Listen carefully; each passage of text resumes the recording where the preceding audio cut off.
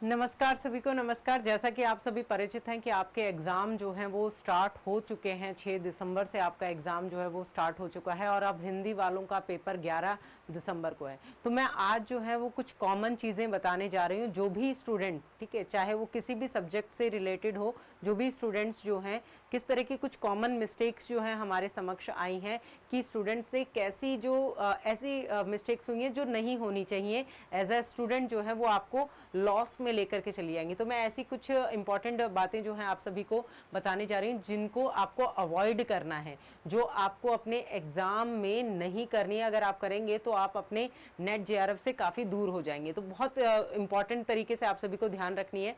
पहली बात तो आप सभी को सबसे इंपॉर्टेंट ये याद रखनी है कि आपके पेपर 1 में 50 प्रश्न होंगे, ठीक है, और पेपर 2 में आपके 100 प्रश्न होंगे, ठीक है। पेपर 1 और पेपर 2 आप सभी के समक्ष होगा और जिसमें आपको 50 क्वेश्चंस जो है फर्स्ट पेपर में और 100 क्वेश्चन जो है वो सेकंड पेपर में आपको देखें।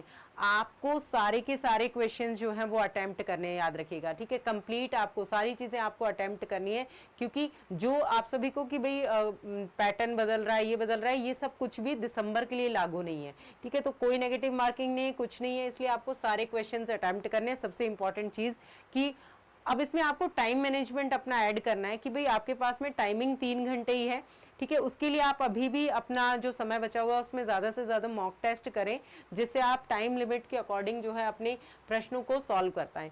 दूसरी चीज जो है कि भाई ऐसा कुछ भी नहीं है कि पेपर 1 के क्वेश्चंस को पहले सॉल्व करो, पेपर 2 के क्वेश्चंस को बाद में सॉल्व करो।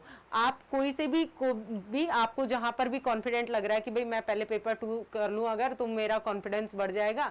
तो जो भी आपको ठीक लगे, जहां से भी आपको लग रहा है, तो आप कोई से भी क्वेश्चंस जो है वो पहले कर सकते हैं, ठीक है। वेरी इंपॉर्टेंट चीजें, दोनों इंपॉर्टेंट चीजें ध्यान रखिएगा कि सारे क्वेश्चंस 50 प्लस 100 150 के 150 अटेम्प्ट कीजिएगा, कोई नेगेटिव मार्किंग नहीं है। साथ ही साथ दूसरी चीज आप सभी ध्यान रखिएगा कि कोई से भी पेपर के जो क्वेश्चंस हैं आप अटेम्प्ट इसमें कर सकते हैं, ठीक है। तो पहला पॉइंट आप सभी को याद रखना है कि ऑल क्वेश्चंस जो हैं वो अटेम्प्ट करने हैं, आपको सारे के सारे क्वेश्चंस जो हैं वो अटेम्प्ट करने हैं। दूसरी इंपॉर्टेंट चीज आपको याद रखनी है कि फर्स्ट पेपर हो या सेकंड पेपर हो, जो आपको करना है वो आप पहले कर सकते हैं, ठीक है।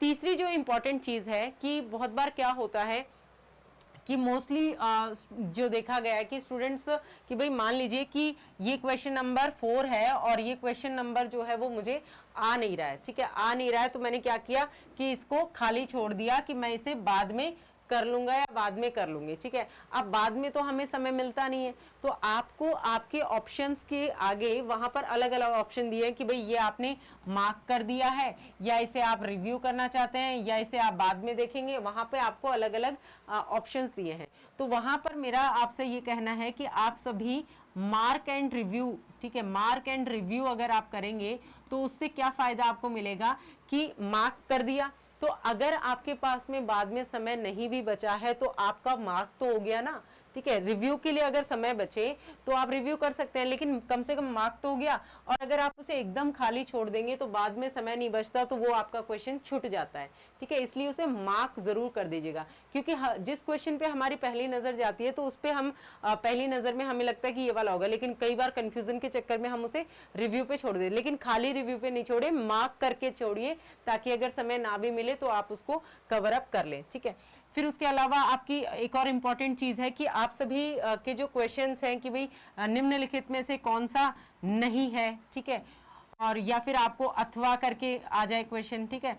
तो आपको उन शब्दों पे ध्यान रखना है, ठीक है, शब्दों पे जरूर ध्यान रखना है। जैसे एंड है, और है आपका, या नहीं है, निम्नलिखित में से कौन सा असत्य है, कौन सा सत्य है।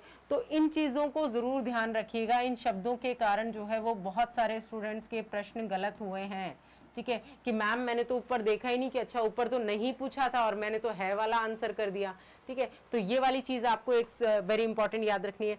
एक आप सभी को वेरी इंपॉर्टेंट चीज क्या याद रखनी है कि मोस्ट इंपॉर्टेंट कि भाई कई बार क्या होता है कि यहां पर जैसे 4 ऑप्शन दिए गए ए बी सी डी, ठीक है। जैसे मान लीजिए ऊपर आपको दे दिया निम्नलिखित में से कौन से कथन जो है वो सही है। अब यहां पर आपने पढ़ लिया ए बी सी डी, ठीक है, कि अब यहां पर सत्य कौन से हैं, ए है और बी है। अब यहां पर ए ऑप्शन में दिया है A and C, B option में, अब यहां पे आपने ए और सी पढ़ा तो आपने मान लीजिए यहां पर ए सही था और आपने यहाँ पे कर दिया ए सही, ठीक है।